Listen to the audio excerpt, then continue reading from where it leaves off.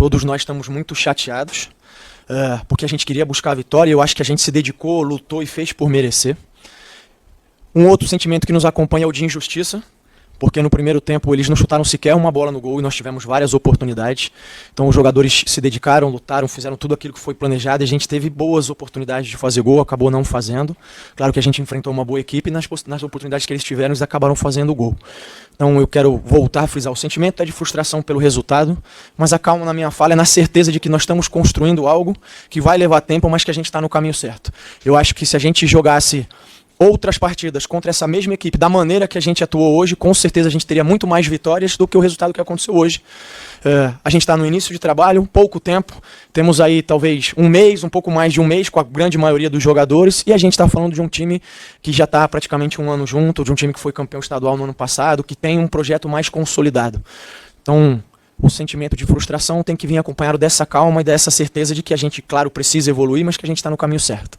E não há tempo que falte amor. Acompanhe o Vasco aonde ele for. Nasci pra te seguir. Salve, família vascaína! Sejam bem-vindos aí a mais um vídeo no canal. Eu sou o Thiago, você está no canal Vasco em Família. Se não for inscrito aqui, já dá aquela moral, se inscreve no nosso canal, deixa o like pra gente estar chegando a mais vascaínos. E não esquece também de ativar o sininho de notificação para não perder os próximos vídeos e tá sempre por aqui dando aquela moral, deixando a sua opinião, o seu comentário, pra gente estar trocando aquela ideia de vascaíno pra vascaíno e falar um pouco mais aí desse confronto de ontem, né, que o Vasco acabou perdendo aí pro Fluminense de 2-0. Fiz questão de começar aí com essa fala do Maurício Barbieri, porque respeito plenamente quem discorda dessa fala dele, mas eu concordo muito com tudo que ele disse. O Vasco foi muito bem, o Vasco mereceu a vitória, a postura dos jogadores do Vasco, eu venho destacando isso aqui, é de muito empenho, é de muita intensidade, os caras estão comprando o projeto, estão comprando o barulho, quem tá entrando dentro de campo, vontade não tá faltando, pode faltar na parte técnica, na parte tática, um erro ou outro, como aconteceu, os 2 gols do Fluminense foram de erros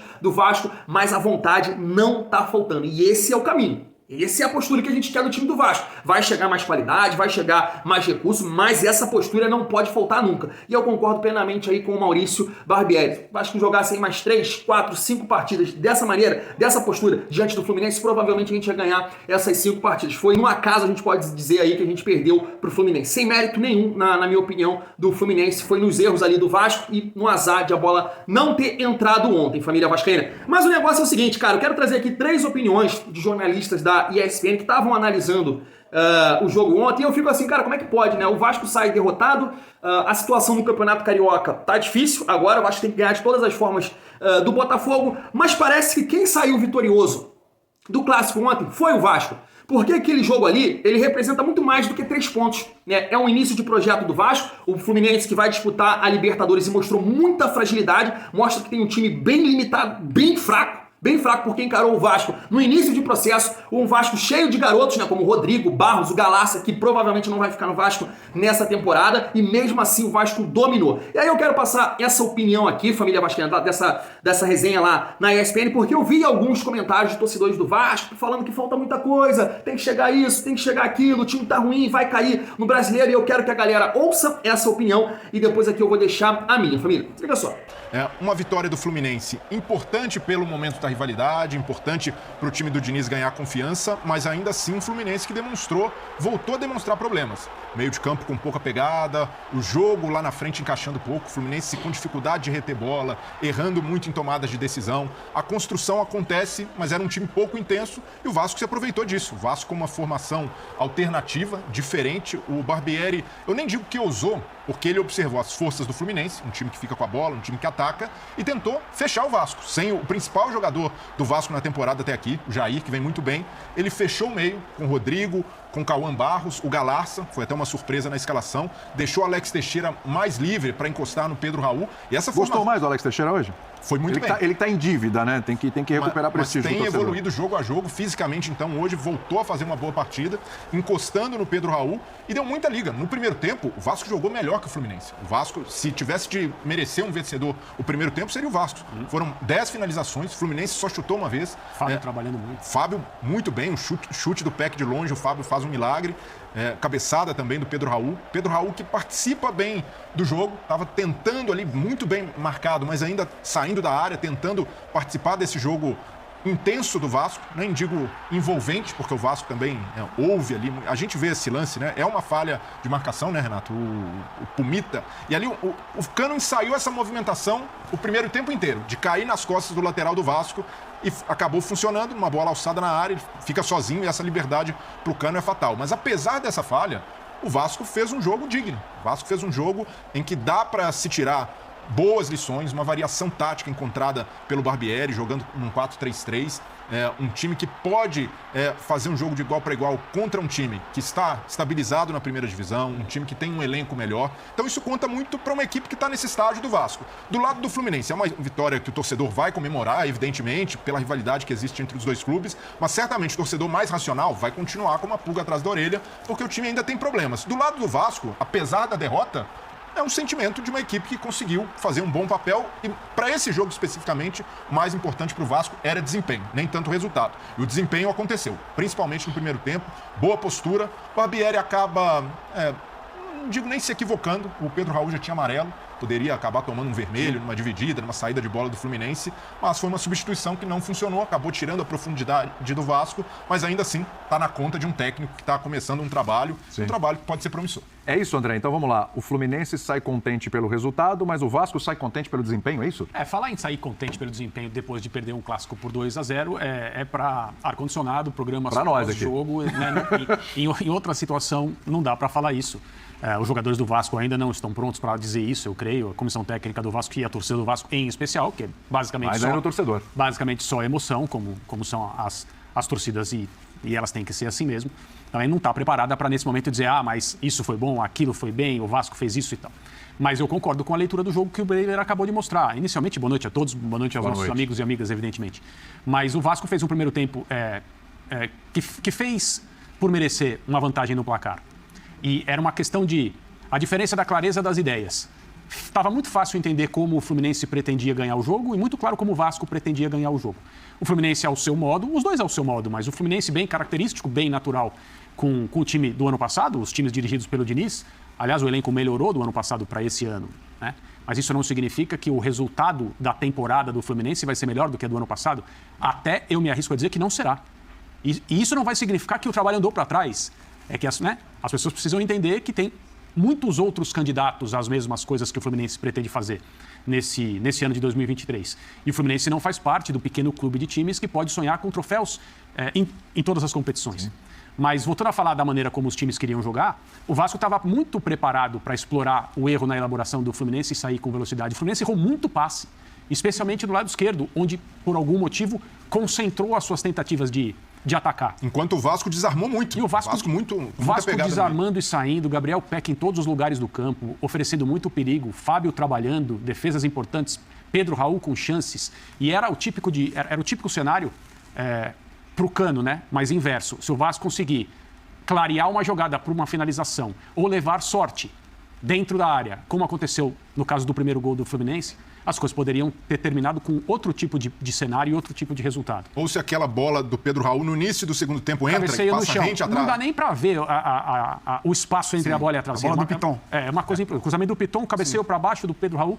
Ali poderia ter feito 1-0, o Vasco poderia sair na frente. A gente não sabe de que tipo de clássico a gente ia falar nesse momento. Então, mas eu falava do exercício de você fazer antes do jogo. Uma equipe que vem estabilizada, tem um modelo. Nessa temporada, acho que foi muito cirúrgico nas contratações. Você pode gostar ou não gostar dos atletas que chegaram no Fluminense, mas todos eles têm características que se encaixam na forma de jogar do Fluminense. Então, você olhando antes do clássico, assim, a tendência do Vasco ter dificuldade. A tendência do Fluminense fazer um jogo assim, mais impositivo, de sufocar o Vasco, e não foi. O Vasco realmente... Isso foi legal também, porque se a gente olhar para desempenho, qual que é o exercício que eu faço quando eu falo em desempenho? O que as equipes estão se propondo a fazer dentro do jogo? Elas estão executando isso? Dentro dessa ideia, para mim, o Vasco, principalmente no primeiro tempo, executou melhor o que se propôs a fazer no jogo. Que foi, o Barbieri falou muito sobre isso, jogar numa intensidade muito alta, e isso acho que foi muito bom, principalmente no primeiro tempo. A gente critica muito o jogo de estadual ruim, clássico ruim, sim, mas em nível de intensidade de organização, a gente pode até discutir mais isso em algum outro momento.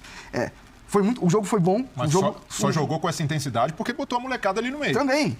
Mas Pô, que eu tava até brincando, que eu já vi de clássico carioca. Lento, pesado. Muitos. Jogo não, aquele jogo arrastado. Não, jogo... não teve chance pra lá e pra cá, aquela trocação, mas foi um jogo pegado, um jogo de intensidade alta. Total. E eu acho isso ótimo, porque você tem um Vasco se recuperando, um Botafogo, então você cresce o futebol carioca. Então, dentro do que as equipes se propuseram a fazer, o Vasco foi melhor, o Vasco teve pontos a se destacar. O Breler falou do Alex Teixeira. O Alex Teixeira, em condição física boa, saudável, focado, é um senhor jogador, um jogador com uma qualidade gigante. O Piton, que a gente via aqui no Corinthians com dificuldade de afirmação, tá muito bem nesse Vasco, sabe? Tem tido muito critério quando chega no terço final. O cruzamento sempre muito bem direcionado, tomando boas decisões. Enfim, acho que tem um norte. Acho que o vascaíno tem que entender que é um momento de uma construção. E aí a gente olha para o segundo tempo que o nível cai, você olha porque você tem que mexer no time. Sim. E aí o Vasco hoje talvez tenha 11 para não sofrer, mas ainda não tem um elenco para fazer um ano tranquilo. Tá aí, peço a participação de vocês, deixem aí nos comentários se vocês concordam com os 3 jornalistas aí da ESPN. Um deles, né, o Breler, se eu não me engano, esse é o nome dele, fez duras críticas ao Vasco em 2021, em 2022. Eu até imaginei, eu falo, esse cara é torcedor do Vasco, porque ele criticava muito, né, li muito com o coração. E aí você vê um comentário muito mais positivo, de um Vasco evoluindo, de uma boa partida, e foi da maneira que eu vi.